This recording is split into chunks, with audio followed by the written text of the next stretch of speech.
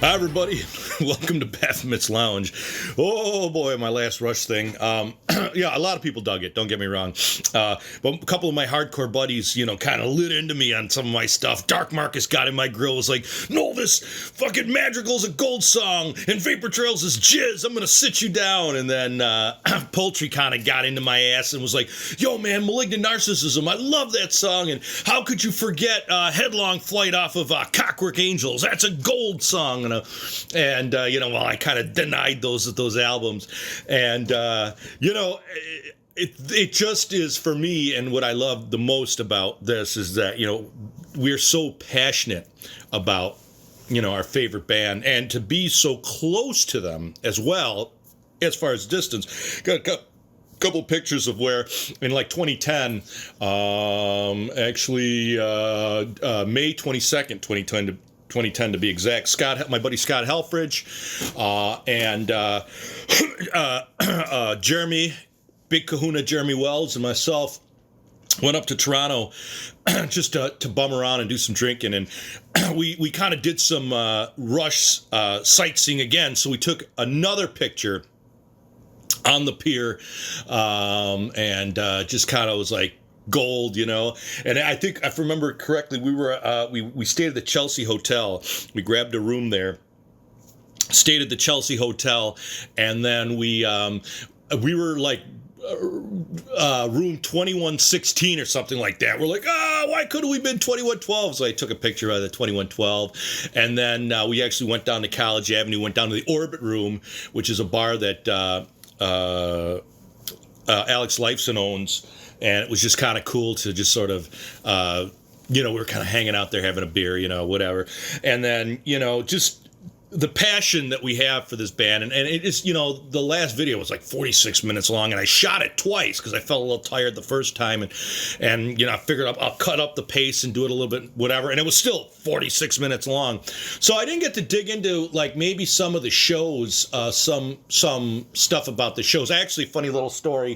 The other thing that we did, in July of 2004, Scott Helfrich, Mike Crichon, Poultry, and I went up as a sort of a super group, played a showcase at the Reverb Room, and then that night we were walking around, and around Bay, I think it was around Bay area, Teddy Zounds had told me that's where they filmed, or they shot the cover to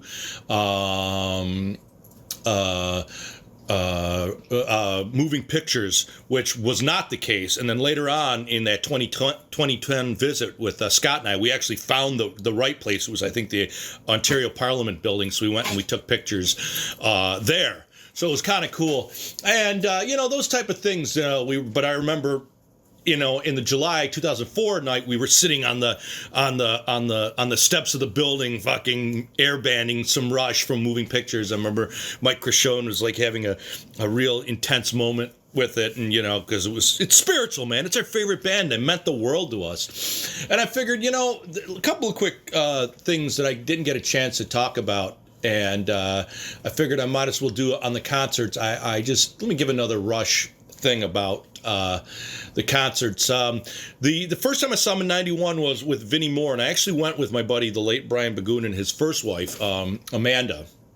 I remember that. And there's another interesting story about that night that someday I'll tell you about it, but I need to figure some shit out. Kind of was a life changer. The 94 show when the Countercrap tour, Candlebox was the opener. I went with Poultry, Mrs. Poultryson, and Brother John. The 96 at Marine Midland, that was Sex Martin. Billy and I, we went to, that was the Test for Gecko tour. We saw that, like I said, that was the first time Rush had decided to do two sets. That was the first tour where they did that.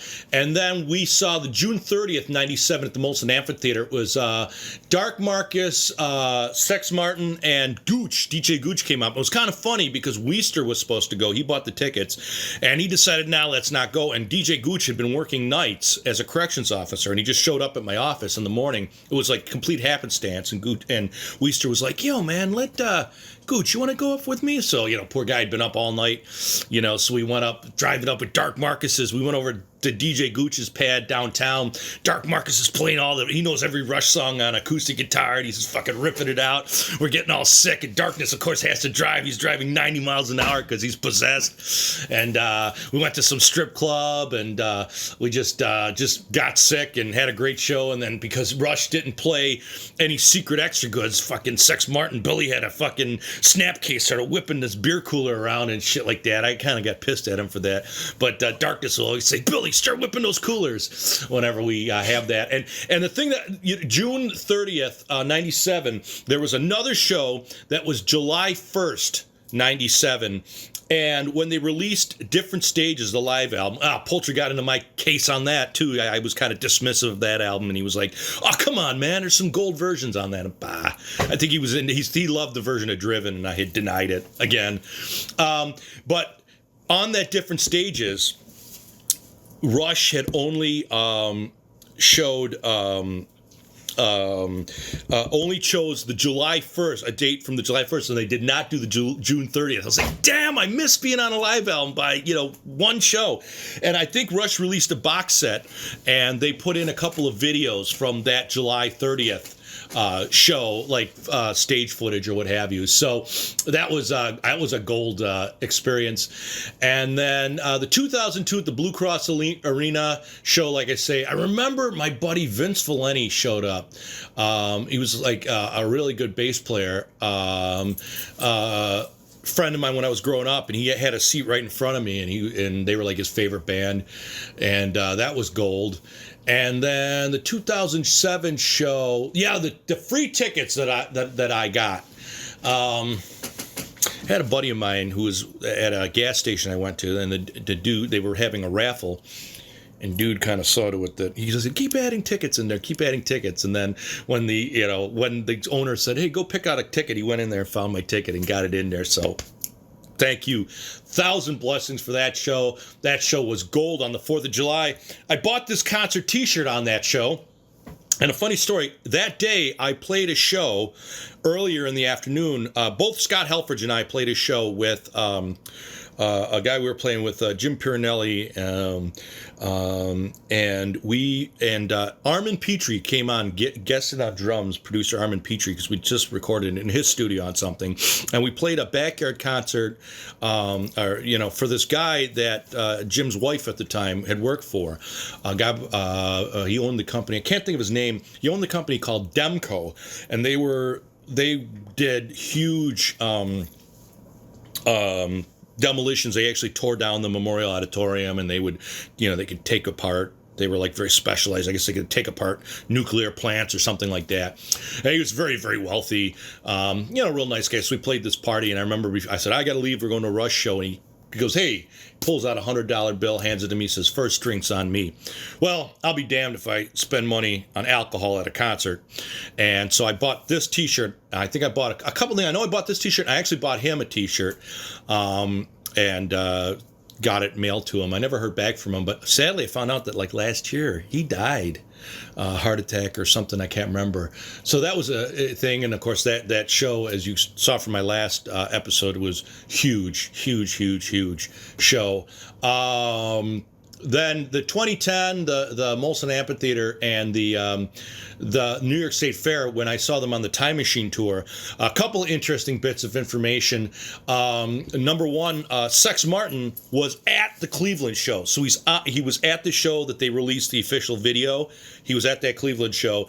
At the Syracuse State Fair, my buddy Jerry Deloff, he was working for, and this is like 2010, so this was still kind of early, in which now everybody does, but at the time was kind of heavy. He worked for a casino out there, and I remember this because Charlie Daniels was playing that night, and his boss gave him the night off. He maintains the website, and his boss said, but if the show sells out, you have to be able to change the website to say sold out. And so he had it all set up, and all he had to do was dial in through his phone and FTP up the changed web page to say sold out. So it's kind of heavy at the time. We were like 3 songs in. He's like, got the email from his boss, hey, the show sold out. And he kind of connects in with his phone, and changes that over. That was Possessed. And that was gold. And then, the 2012, the Marine Midland show where, where they did not play Body Electric. And, that crushed me. And it was a damn shame. But, it's love this band, and we'll always will. And that's the joy of life, It's what love of music is all about. And you got to be opinionated, and you got to get hurt by them. They got to hurt you sometimes. They don't do what you care about. I mean, you think they gave a fuck that they didn't, that I didn't get the Body Electric? Probably not. Probably never will. But it is what it is, man. It meant that, this band meant the world to me. And actually, I forgot to mention there's a live video from Grace Under Pressure, and when I bought they released a box set and of all the DVDs of the live stuff they put out, Exit Stage Left, from the Hold Your Choir one, I can't think of that live album, and they actually released the Grace Under Pressure, and they released a CD with that, not just the DVD. So I have that CD, which is gold. That's a great one, especially the Count Floyd here. You can see this in 3D. If you don't have your 3D glasses on, you only see it in 1/2 D. Yeah, man, gold band. Still love them. I got to be critical because it's what it is, but they still got my love and support and always will. So that's it for Rush. And of course, my buddies and I will argue till the end of time about this, that, or the other thing. That's what makes life worth living, I guess. Okay, kids, keep loving, keep enjoying music. Until the next time, peace.